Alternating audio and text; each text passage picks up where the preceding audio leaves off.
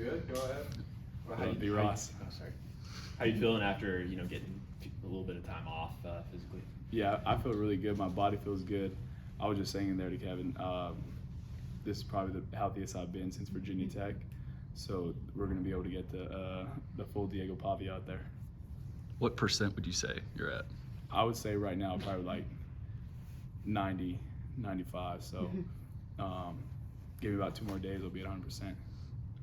How does having, I feel like Tim Beck is pretty creative play caller. How does having like a month to prep for opponent help the offense in terms of him potentially putting in interesting stuff?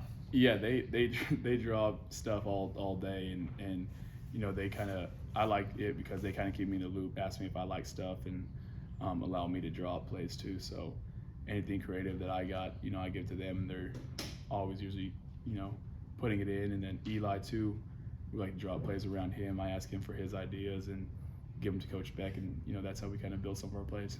I don't know if you know Haynes King, but I mean it's going to be a pretty fun quarterback matchup. How excited are you for that? I fuck with Haynes King. He's got some swag to him, but I'm really excited to go out there and compete against him and his team versus me and mine. So it'd be a good game.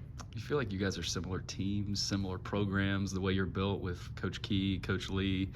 I know they're both bald. Coach joked about, but just do you feel like you guys are in similar spots as programs? Yeah, I feel like we're kind of right there. They've upset some people. We've upset some people. They've had close losses. We've had close losses. So I think this is like a perfect matchup for Vanderbilt, and we can't wait to go out there on Friday and see who's better that Friday.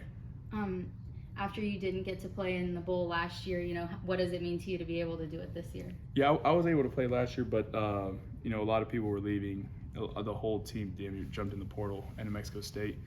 But my brother texted me.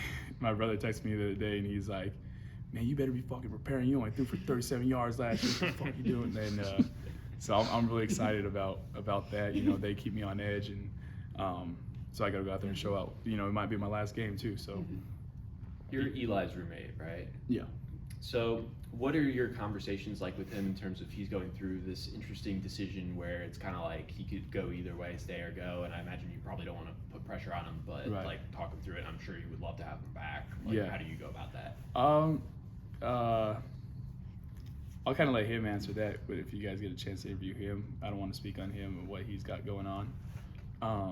But that the Eli's a special player. Regardless of what he does, he'll be fine, and he'll make a great tight end wherever he goes in the league. And if he stays, he's going to be the best tight end in college football.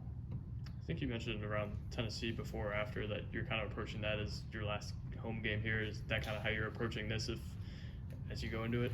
Yeah, this is this is my last game for all that I know.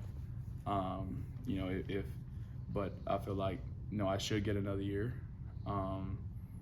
But if I don't, then this would be one to remember.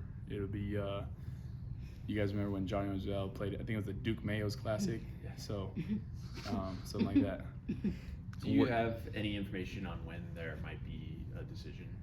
I'm assuming, this is just off my assumption, that there'll be a decision probably close to the end of this week or something. That's what I'd guess, but I'm not 100% sure. Don't call me on that though. The offense probably didn't produce the way you wanted the last couple weeks of the season. Do you feel like you guys are kind of rejuvenated in a sense now? Yeah, for sure. I feel like we don't have too much depth, but but obviously with guys jumping in the portal, we got some fresh guys in there, and everyone's ready to compete. So everyone's gonna be fresh, healthy, and then we play the 27th, so we'll be ready to go.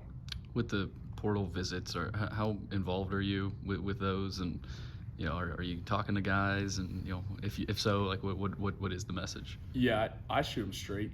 I don't tell guys what they want to hear. I tell them the truth, because we want guys who are going to buy into the program, and so I'm really excited about some of the guys that we're recruiting. Though I'll tell you that I think we're a few guys away from being a national championship team. So if we get those few guys, the stars are bright in Nashville. I guess with your portal class, I think I asked you this after Auburn, but Hubbard took most of the question. Just how do you reflect on how you guys changed the program? It wasn't just us. I would say a lot of people around the world call it the Jerry Kill effect. Wherever he goes, he wins, and I feel the same way about myself. And wherever Coach Kill goes, they're gonna win. So really excited about that. But we got our class, and there was a lot of key players who came in our class and took the reins and just ran with it. Big Low was one of them. He doesn't deserve a chance in the league, and when people see what he can do, they'll be really excited for him. What kind of edge did your class bring, like you and Hubbard and Fontenette? Like, can you tell me about the attitude that you guys had? I forgot about Rando. Rando's different. They got specific swag to their game that brings the best out of them. Big Low likes to talk shit to Rando. Rando likes to talk shit back, and it just builds this intensity at practice and just makes everyone better. And those aren't the only guys that just came in, Chase. We got some new guys on campus too. So really excited about those guys. But yeah, I mean, the intensity that those guys bring is really what elevates the team. What would a bowl win mean for this program? It mean a lot. I think the last time was 2013. So yeah, we it'll be a time to remember. I guess with CJ Taylor, seemed like you're pretty close with him. Just what kind of impact has he made on you this year? Yeah, CJ was someone who I came in and I met right away. I met him with Gunner.